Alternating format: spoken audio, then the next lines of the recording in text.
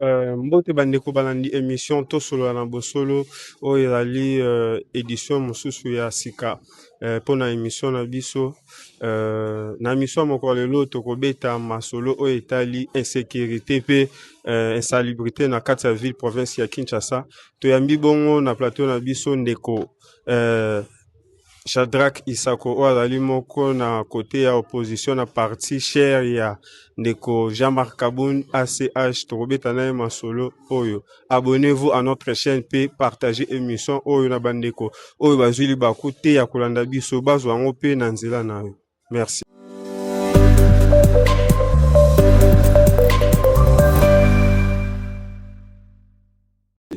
Ndeko Shadrack Isako mbote.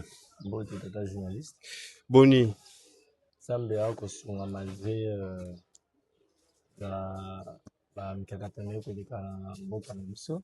Mais on a eu la grâce de Dieu qui est toujours avec nous, sauf que nous avons traversé un moment difficile où la ville à Kinshasa ainsi que dans ma province en général même la plus démocratique quand nous traversons des moments difficiles, des moments d'agitation, des moments de guerre, des inondations et tout comme ça.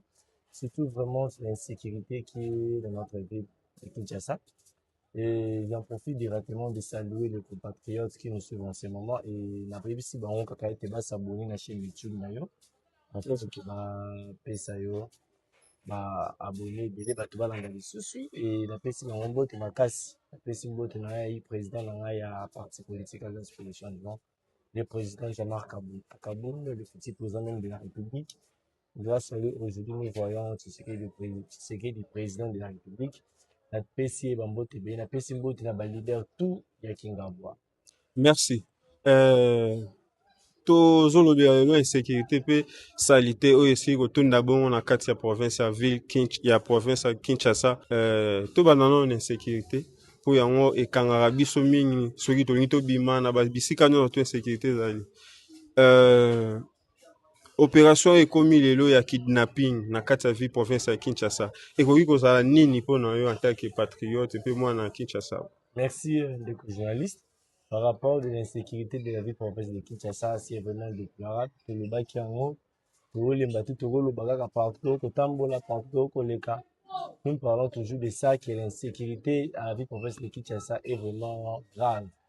Voilà pourquoi, pour nous rencontrer dans nous dirons que notre ville n'est pas gouvernée, parce que on a été le gouvernement de la ville ensemble avec le gouvernement Naïmobima, lié bâtir aux alliés prioritaires, aux alliés sécurité à la population, aux alliés sécurité à la population chinoise, et ben on va être plein de plus aux alliés mituka, aux alliés chauffeurs, à bosse en sécurité. À chaque fois, à chaque jour, toko lamuka, toko mona ba lèvres partout, toko mona ba tuerie partout. Et pourtant la priorité il y a ville, ils alliés en sécurité et la police pose à la macasse.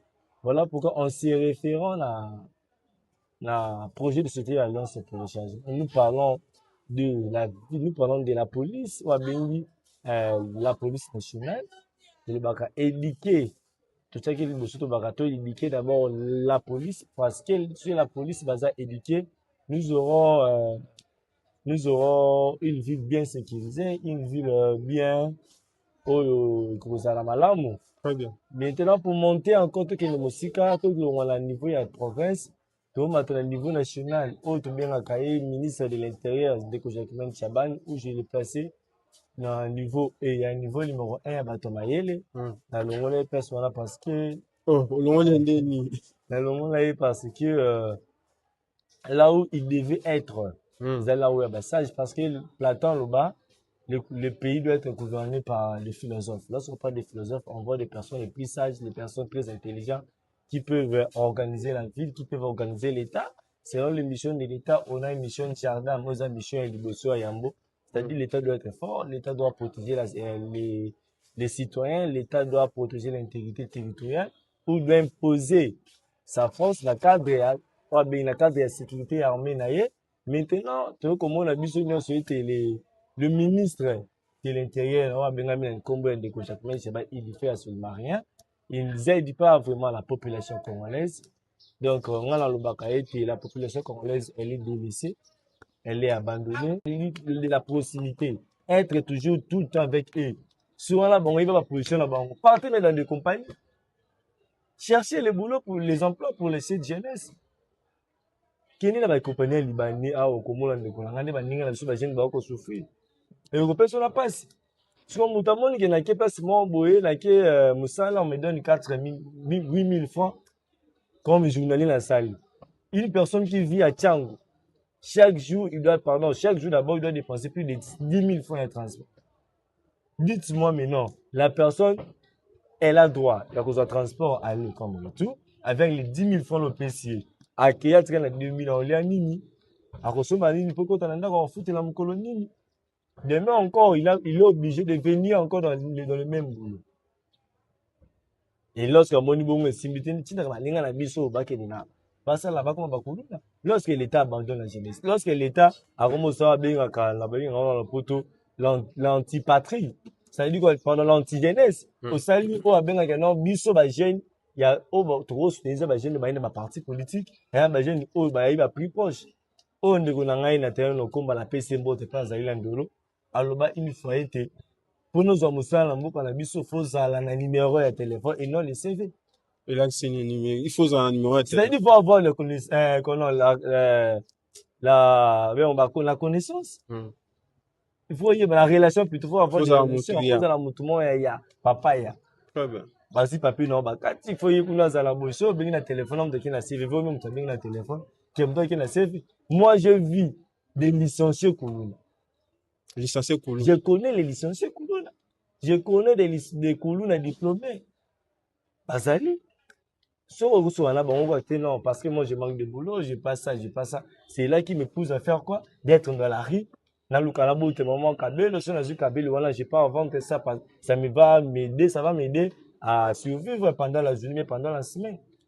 Donc, on doit voir un État fort, un État qui sait, mais qui connaît vraiment ses missions, capable de former la jeunesse congolaise. La jeunesse congolaise a besoin de la proximité de l'État. La jeunesse congolaise a besoin de la formation. Aujourd'hui, si les États-Unis étaient États-Unis, c'est parce qu'ils ont mis en place la formation et l'information.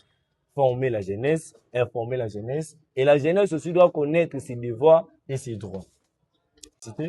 Voilà pourquoi on a lancé une pétition contre le gouverneur de la ville en regardant l'insécurité de la ville, province de Kinshasa. Oh, le bus on a Kinshasa label, le plus le Kinshasa label, parce qu'il y a l'insécurité qui est devenue une monde de vie à Bakino Nyoso. Tout le monde comprend qu'au temps de la Boutou, au lieu de couper la police à Malam, la policier, bango peut pas comme criminel, la policier, bango peut d'autres policiers va commis, bandit pour enlever et si ka o sécurité. Voilà pourquoi nous dénonçons cela que la ville de Kinshasa elle est orpheline. Non que le place même bango ba policier ba commis cause place ya ko lever ba tu ça mabe et ça me rendait ni. Ben nous les voyons partout. On a eu dernièrement là où je suis parce que moi je suis né grandi à Kingabwa. Là où je réside là-bas dans 14e pays, dernièrement bah tu quand les boto là pour braquer banani bakambis les so basi bon il semblerait et que bateau bayaki wana ce sont des policiers. Au lieu ba policiers bazala agents de l'ordre, les policiers sont transformés dans agents des autres. Tu que le monde partout ba massage bindu que bateau ba ko ni ko enlever ko sala ba crime na bandaka bateau ko mona na watu et ko so ba ko so wapi. Neti dernièrement to landa na ba réseaux sociaux policiers azopesa meeting soki bazali na parade o soki okutani na civil kanga yiba echombo tika ya kende yo en tant que patriote pe kinwa mwana kino okoloba nini mpona ngona acte wana eti kana lobaki awa na bandilanga soki vraiment bakongomano bakolanda biso baza attentif et aussi vous si vous êtes attentif na lobaki awa que nous déplorons de la police parce que notre police ebele baza armé te baza formé plutôt ebele ya ba policiers congolais et puis baza identifié te comment na système babenga ba éclaireur la police éclaireur azali nani yango moni awa to ko betela sito lobi bamusu bango bakanga ezo kanga bango botola chombo otika c'est les choses au bis to ko prôner to ko loba ete d'autres policiers congolaises ne sont pas formés. On doit former la police dans le baki ah ouais que je bis au comment la pouvoir de pouvoir on va commencer la première des choses à former d'abord dans le cadre il y a police nationale éduquer cette police nationale la police nationale pardon éduquer les policiers congolais ne sont pas éduqués d'autres même ne sont pas des diplômés dans un pays sérieux on devrait avoir des policiers diplômés des policiers licenciés. Parce que si les gens les gars la bande de l'école, on connaît le civisme, on connaît la moralité. Parce que lorsqu'on parle de la moralité, comme on a moto, il faut respecter les droits, il faut respecter l'État, il faut respecter la population. Parce que nous, les peuples, nous, la population quinoise, mais la population congolaise, nous ne sommes pas les ennemis de la police. Faisons ça là-bas, collaborateur dans la police, mais les policiers nous ont transformés en ennemis là-bas. C'est les choses que nous déplorons. Comment faire ce qu'un policier? Policier a raté pour la kangayo, a traumatisé, non. L'autre fois, j'ai parlé avec un lieutenant, il y a place, moi, il y a sous-chef Chamoutan, ou si je ne m'abuse pas. J'ai causé avec les